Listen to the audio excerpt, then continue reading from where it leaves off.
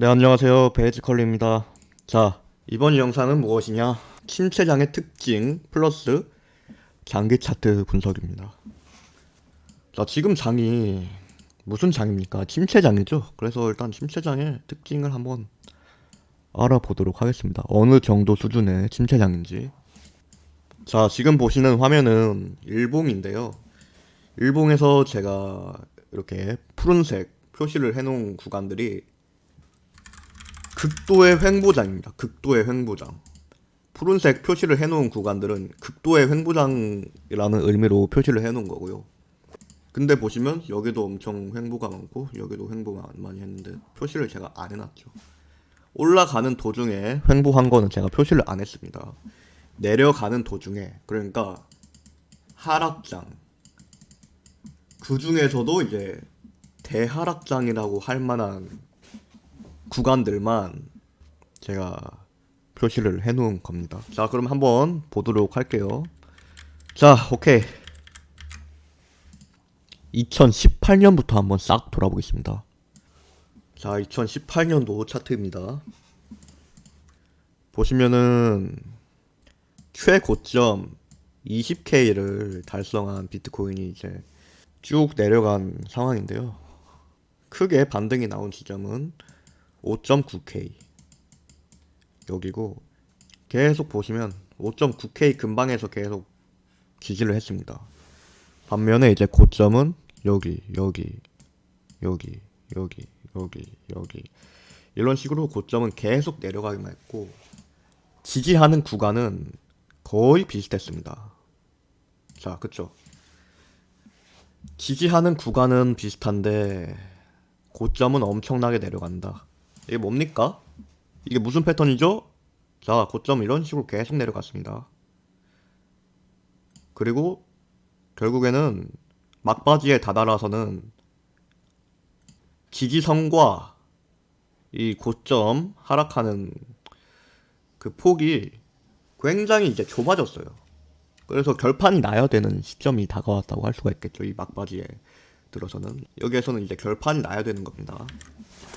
이거는 디센딩 트라이앵글 패턴이죠. 고점은 하락하는데 지지하는 구간은 똑같다. 자, 보세요. 자, 디센딩 트라이앵글이 뭡니까? 간단하게 설명하도록 하겠습니다. 고점은 하락하는데 지지하는 구간은 똑같다. 자, 이 말은 다시 풀어서 말하자면 매도세는 점점 강해지는데 매수세는 일정하다. 그래서 임계점을 터트리게 되면은 하락하는 패턴입니다.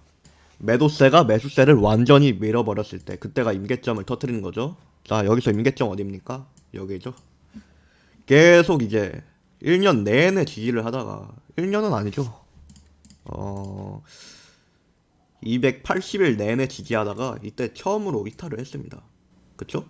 임계점이 터졌다. 이제부터는 이 초대형 디센딩 트라이앵글에 대한 추가 하락이 나올 수 있구나 라고 예상할 수 있는 시점이 어디입니까? 여기라는 거죠. 처음으로 터졌으니까.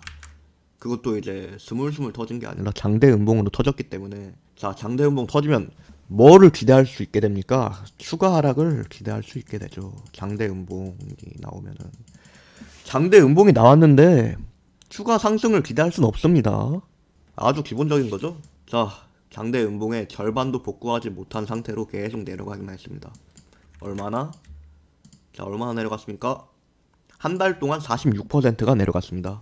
자, 다시 돌아와서 아까 전에 표시해 놓은 이 극도의 횡보 구간, 침체장의 마지막일 수도 있었던 구간입니다. 여기가 어쩌면 침체장의 마지막일 수도 있었던 구간이에요. 직전 고점을 돌파할 수 있었다면. 하지만 끝까지 직전 고점을 한 번도 돌파하지 못한 채 계속 고점이 내려가기만 했어요. 그렇기 때문에 이거는 사실 속임수도 없이 정석적으로 하락을 했다고 볼 수가 있겠습니다. 우리가 저점에서 횡보를 하면은 뭐라고 생각을 합니까? 우리가 저점에서 횡보를 하면 뭐라고 생각을 하죠? 아, 저점에서 매집을 하는구나 라고 생각을 합니다. 그쵸? 그래서 이 구간도 저점 매집 신호로 받아들일 수도 있었다는 거죠. 하지만 그 과정에서 최소한 직전 고점을 한 번이라도 돌파하는 모습을 보여줬어야 하는데 끝까지 돌파하지 못했고요. 이게 저점 매집이 아니라 이것마저도 이제 저점 매집인 척하는 숏 매집이었던 겁니다. 그 후로 50%가 넘게 하락을 했기 때문에 이걸 롱 매집으로 했을 리 없겠죠. 개미들한테는 이제 이게 저점 매집인 척 보여주면서 실제로 세력들은 숏 매집을 했다 라고 추정할 수가 있겠습니다. 그 이후에 보시면 또 이제 횡보를 합니다. 저점부에서 또 횡보합니다. 그 전에도 횡보를 했고 이거는 이제 하방으로 결판이 났고 그런데 또 횡보를 이렇게 합니다. 얼마나 했습니까? 130일 동안 4개월이 조금 넘도록 횡보를 했습니다.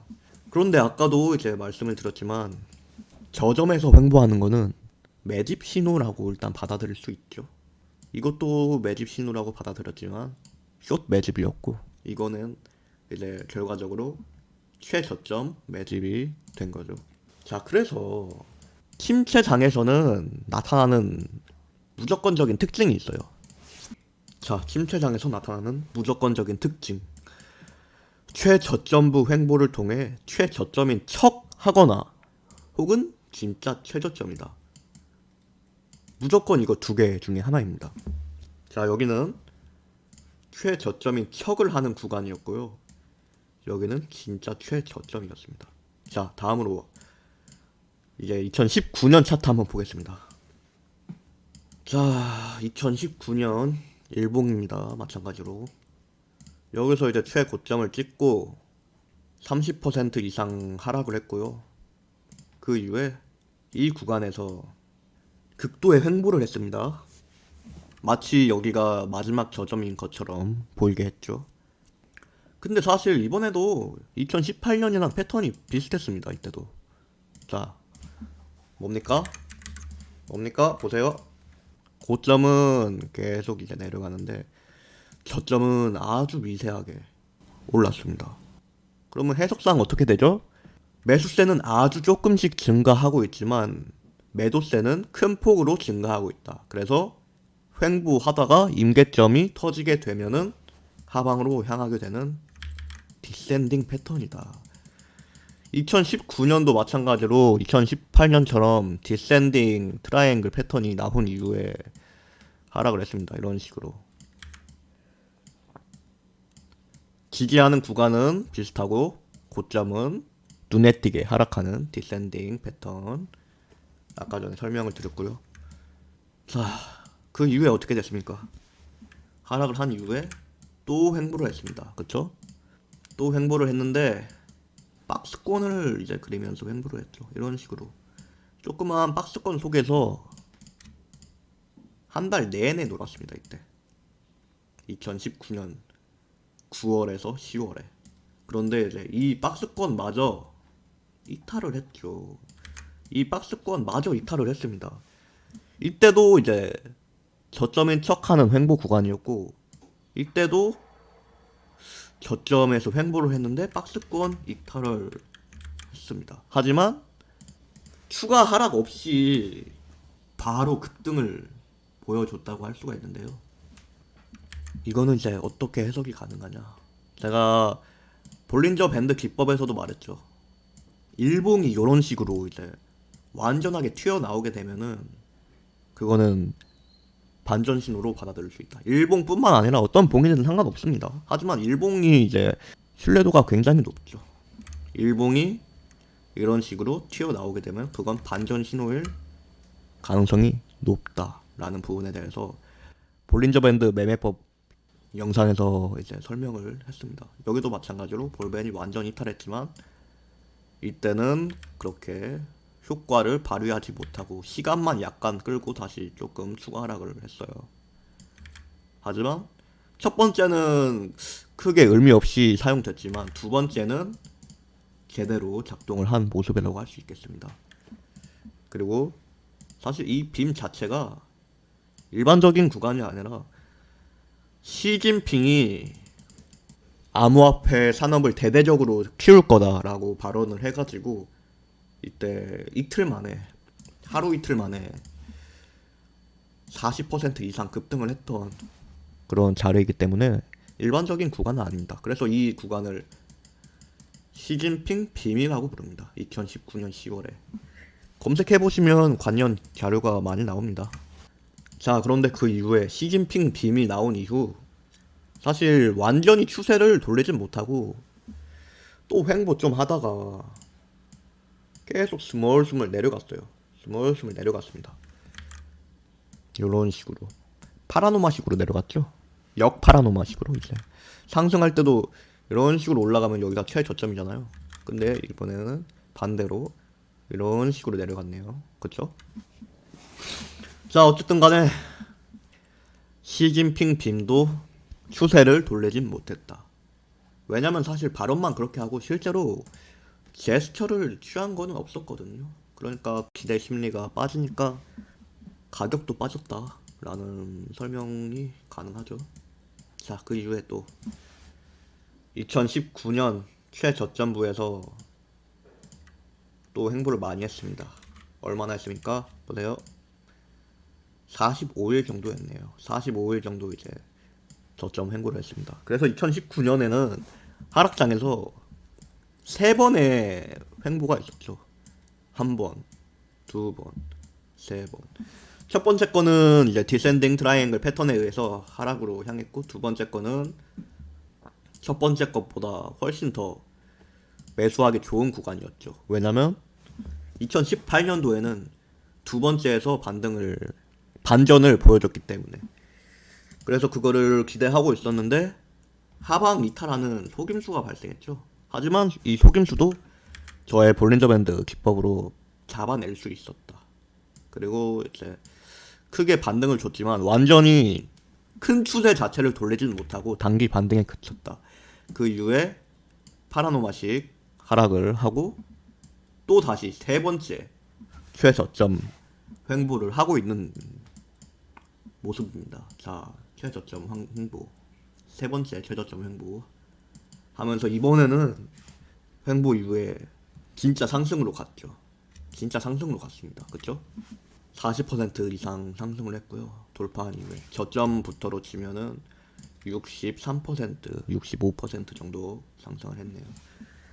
하지만 사실 이것마저도 큰 추세를 돌린 건 아니죠. 바로 직전 시진핑 빔에서 정확하게 막혔습니다. 그쵸? 그 이후에 이제 코로나가 터지면서 또 하락을 했고요. 코로나 구간은 조금 특이한 구간입니다. 최저점인데 횡보를 안 했어요. 횡보도 없었고 쌍바닥도 아니고 그냥 외바닥으로 큰 추세를 돌렸습니다. 횡보도 없었고 외바닥이다. 일반적인 구간은 아니죠. 그러니까 사실 이 코로나 큰 하락 빔 자체가 초대형 휩소였던 거예요. 결과적으로 초대형 휩소, 즉 뭐다? 속임수다.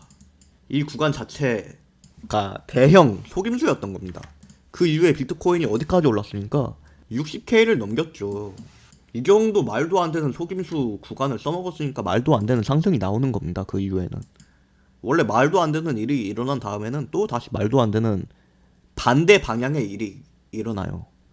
지금도 마찬가지로 뭐 메타버스 같은 코인들이 작년 말에 말도 안 되는 상승을 했잖아요. 그러니까 지금 말도 안 되게 또 빠지고 있잖아요. 상패 위기까지 왔고.